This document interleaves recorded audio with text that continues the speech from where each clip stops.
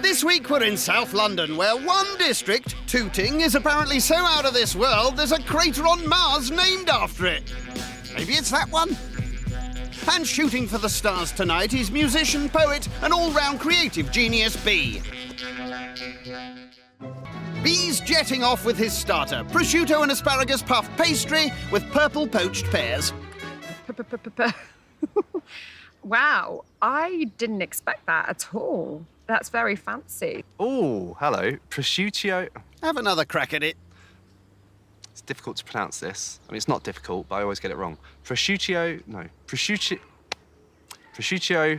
whatever. I believe the Italians call it prosciutto, Joe. B starts by prepping his pears ready to poach, then plops wine in a pan. Ooh, this is beautiful. Oh, look at this. It's like sand, look. Before adding a ton of sugar. Then he gets out a curious purple substance called oob to dye his pears with. This is the stuff that I've been really, really excited about. If you look at it, it's got that lovely purple colour. It's like ink. Better not get any on your hands, then. Oh, B. Whilst the pears get a colourful simmer, he uses all the skills of a surgeon to portion his puff pastry and amputate his asparagus. Sing along to the cooking song. Get a move on, 'cause you've not got long. Cream cheese and asparagus get wrapped in posh ham, et voila! If I was at home, I'd probably be licking my fingers right now. Glad you're not at home, then. Time to check on those crazy pears. Well, yep, they do look a little bit like, Martian fruit. Is that a good thing? Those pears are giving me some light anxiety. Don't think I've ever seen a purple pear. Sure that means it's off. My starter's done. I'm very happy. I know they're going to love it. We'll see. Next, it's on to the main, and it's another travelling tongue twister. Stuffed pecan paprika plantains filled with lamb and black beans with a turmeric, tarragon and tamarind rice tower. So we're having plantain again and lamb again. Whew. Plantains and lamb. How's Felicia feeling? That's awkward. Felicia? What the hell is a pipped quint? Stuffed pipped quint. Piquant.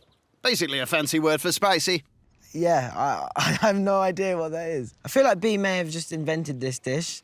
Apologies if it's a world-renowned dish, but yeah, it's there's a lot going on. He's not wrong. It's got America in there, it's got Colombia in there, it's got Africa in there, it's got lots of like very strong flavours and they're quite distinct. To kick off his merry medley, B mixes paprika, garlic and chilli. Then a bit more chilli. Let it burn, let it burn, let it burn. I hope all your guests have a high spice tolerance. They'll be fine, they'll be fine, they'll be fine, they'll be fine. If there's extra spice going on, I think I'm all spiced out from last night, and I'm not sure if I'll be able to take any more. My nose is dancing right now. Sorry, Helen. The mind-blowing spice mix gets added to minced lamb and given a stir. Ooh, spicy meatball. My mouth's actually watering. When the black beans go in, then you go into like a full-on kind of Colombian kind of thing. And then when the chili hits the plant, this is too much for me. And when the chili hits the plantain, that's another, oh dear. All right, B, less talking, more cooking, please. That's banging. That is banging. That is great news. He adds spring onions and puts to one side, ready for... Plantains! This is what I've been really looking forward to. Indeed. Ooh, haven't seen that done with a plantain before. A little canoe. They don't look very seaworthy to me. This is like almost like a cayenne pepper. Very strong. He sprinkles on another kind of chili and more paprika. Again, apologies, Helen. The plantain boats will set sail with their lamb filling later tonight. Well, that's the piquant-packed plantains done. I'm really happy with it, and I'm sure they'll be happy too. I'm just happy I don't have to say it again. He knocks up his turmeric, tarragon and tamarind rice, which will be reheated later. That should be just fine. On to dessert. Japanese green tea gâteau with a boozy fondant. Who wants to eat a green tea cake? Not you, I'm guessing. I don't want to eat a green tea cake.